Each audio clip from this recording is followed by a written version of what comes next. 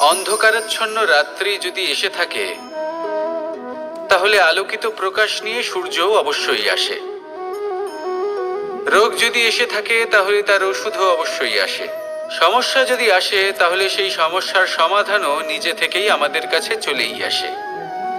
এই সংসার, এই জীবনের শুধুমাত্র একটাই নিয়ম আছে, আর তা হলো এটাই: এই সংসার হলো একটা চক্রের মতো। এতে শাশ্বত বলে কিছু নেই, নিত্য বলে কিছু নেই। আর যা কিছুই রয়েছে সব বদলাতে চলেছে। যদি আপনার জীবনে দুঃখ থাকে, সমস্যা থাকে, যদি আপনি বিপদ দ্বারা আচ্ছন্ন, তাহলে মনে রাখবেন সবকিছু বদলে যেতে চলেছে। দুঃখের সময় কাঁদবেন না, মনকে আরো দুঃখী করে তুলবেন না, কারণ এখানে যা কিছুই এসেছে তা যাওয়ার জন্যই এসেছে। তাহলে এত চিন্তা কিসের? আনন্দ সহকারে জীবন যাপন করুন, আর আমার সাথে ভালোবেসে বলুন, রাধা রাধা। যদি কোনো সিংহ বানরের মতো গাছে চড়তে চেষ্টা করে, তাহলে কি হবে? একটা মাছ যদি মাটিতে হাঁটতে চেষ্টা করে, তাহলে কি হবে? তারা বিফলই হবে। কিন্তু এরকম কেন হয়? তার কারণ হলো প্রকৃতির রচনা কিছুটা এরকম।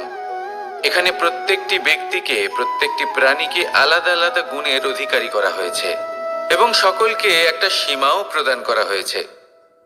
এবার এই যে বৃক্ষ, পশু, পাখি, এদের মধ্যে সেই ক্ষমতাই নেই যে এরা নিজেদের যাচাই করতে পারবে, নিজেদের সীমাগুলো বুঝতে পারবে, নিজেদের সদ্গুণগুলো চিনতে পারবে। এরা সেটা করতে পারবে না। কিন্তু মানুষ তো আলাদা। মানুষের কাছে সেই বিশেষ শক্তি আছে যে তারা পূর্ণরূপে নিজেদের যাচাই করতে পারবে, নিজেকে পূর্ণরূপে বুঝতে পারবে, নিজের দোষ, নিজের অপগুণ, নিজের সদ্গুণ, নিজেদের সীমাগুলো তারা বুঝতে পারবে। আর এটা অত্যন্ত গুরুত্বপূর্ণ। কথায় আছে যে যদি সাফল্য লাভ করতে হয়, তাহলে নিজেকে যাচাই করে নিতে হবে। তাই নিজেকে যাচাই করুন, নিজের সাথে পরিচিত হয়ে যান, এবং জীবনে কর্ম করতে থাকুন। সাফল্যের শিখরে অবশ্যই পৌঁছে যাবেন। আর ওখানে যদি যান, তাহলে এই মন প্রসন্ন হয়ে অবশ্যই বলবে, রাধা রাধা। বনের মধ্যে যদি আপনি কোনো বিষাক্ত সাপ দেখেন, তাহলে কি করবেন? আপনি তখনই তার থেকে দূরে পালাতে চেষ্টা করবেন। আর এটা কেন করবেন? নিজের রক্ষার্থে। এই কথা আমি নয় মেনে নিলাম, কিন্তু নিজের জীবনে এটা করেন না কেন? আপনি যেখানেই যান, যে স্থানেই যান না কেন, প্রত্যেক সময়, প্রত্যেক মুহূর্তে এমন বিষাক্ত সাপ আপনি অবশ্যই খুঁজে পাবেন।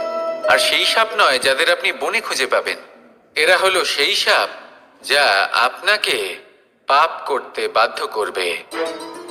আপনার অন্তরের বাসনা, ক্রোধ, অহংকার, লোভ, ঈর্ষা, এদের বৃদ্ধি ঘটাবে।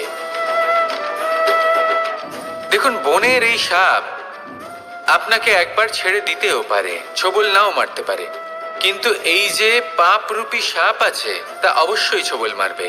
কর্ম যদি করেন, তাহলে অবশ্যই ফল পাবেন। সেই জন্য যখনই কোথাও যাবেন, যদি এমন কাউকে দেখেন, যদি এমন কিছু দেখেন যে আপনাকে পাপ করতে বাধ্য করছে, তাহলে সেই মুহূর্তে সেখান থেকে পালিয়ে যান। যেমন বনের সাপ দেখে আপনি পালাতে থাকেন। সৎকর্মের রক্ষা অত্যন্ত আবশ্যক। আসুন আর আমার সাথে ভালোবেসে বলুন, রাধা রাধা। মনুষ্য জীবনের সব থেকে বেশি গুরুত্বপূর্ণ বিষয় হলো মনের একাগ্রতা। এই সংসারের যে কটি মহান কার্য সম্পাদন হয়েছে, তা হলো মনের এই একাগ্রতার একমাত্র ফল। আপনি অবশ্যই দেখে থাকবেন, অনেক ছোট বড় নদী যা বয়ে চলে, তাদের সামনে একটা বাঁধ নির্মাণ করা হয় সেই সব নদীর জল সঞ্চয় করতে। বাঁধ হয়ে গেলে প্রয়োজন মতো বা মনের ইচ্ছে মতো তাকে ব্যবহার করা সম্ভব। এবার এটাই আমাদের মনের সাথেও সম্ভব। আমাদের মনের একাগ্রতা আজকের দিনে দাঁড়িয়ে বিভিন্ন ধরনের বিকার, ক্রীড়া এবং ভোগের মধ্যে ভাগ হয়ে গেছে। একে একত্রিত করতে হবে, একটা বাঁধ নির্মাণ করতে হবে, কর্মের বাঁধ। আপনাকে শুধু এটাই করতে হবে, যেটা উচিত কর্ম সেটাই করুন, যেটা অনুচিত কর্ম সেটা করা থেকে নিজেকে বিরত রাখুন। ব্যাস।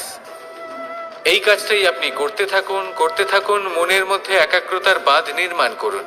আর একবার যদি তা নির্মাণ হয়ে যায়, তাহলে যখন চাইবেন, যেখানে চাইবেন, যতটা চাইবেন, একাগ্রতা প্রয়োগ করতে পারবেন। আর একবার যদি আপনি এটা শিখে যান, তাহলে এই সংসারকে বদলে ফেলার মতো কাজ আপনি করতে পারবেন, সমাজকে শোধরাবার মতো কাজ করতে পারবেন। তাহলে এই মনকে একাগ্র করুন আর আমার সাথে ভালোবেসে বলুন, রাধা রাধা।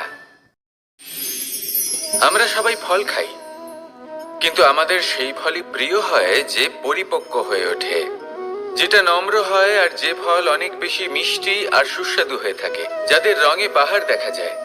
সেইভাবে জীবনে আমরা নানান মানুষের সাথে পরিচিত হই, কিন্তু সেই মানুষই আমাদের মন ছুঁয়ে যায় যারা বিনম্র স্বভাবের, যাদের বাণী খুব মধুর, যাদের অন্তরে আত্মবিশ্বাসের একটা তেজ, একটা রং দেখা যায়।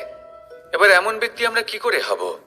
ঠিক সেইভাবেই যেমন একটা ফল রোদ, বর্ষা, শীত, বায়ু, এই সকল সংকটময় পরিস্থিতির সম্মুখীন হয়ে পরিপক্ক হয়ে ওঠে, সেইভাবেই মানুষ সংকটময় পরিস্থিতির সম্মুখীন হয়ে পরিপক্ক হয়ে ওঠেন। যদি এই সংকটের সম্মুখীন হন, তাহলে অভিজ্ঞ হবেন, আর এই অভিজ্ঞতাই শিক্ষা দিয়ে যাবে। এই অভিজ্ঞতা আমাদের শিখিয়ে দেয় যে আমাদের বিনম্র থাকতে হবে। অহংকার করে কোনো লাভ নেই। মধুর বাণীর যে কি মূল্য তা আমরা শিখতে পারি।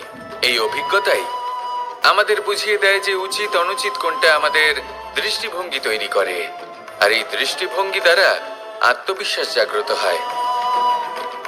সেই জন্য জীবনে কখনো বিপদ থেকে দূরে পালাবেন না, সেগুলোর সম্মুখীন হন, অভিজ্ঞতা লাভ করুন, তার থেকে শিক্ষা লাভ করুন, এইভাবেই পরিপক্ক হবেন। আসুন আমার সাথে ভালোবেসে বলুন, রাধা রাধা।